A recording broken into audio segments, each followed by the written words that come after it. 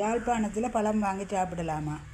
இவ்வளோ பழமும் 1/4 கிலோ பழம் 700 அண்டா கிலோ 2800 2800. இது 100 கிராம் தான் வாங்கினது. அப்போ யாழ்ப்பாணத்தில் இலங்கையில் பழம் சாப்பிடலாம். பார்த்தா இதில் பாருங்க எத்தனை பழம், 2 4 6 7 10 13 பழம். 13 பழம் 280 ரூபா.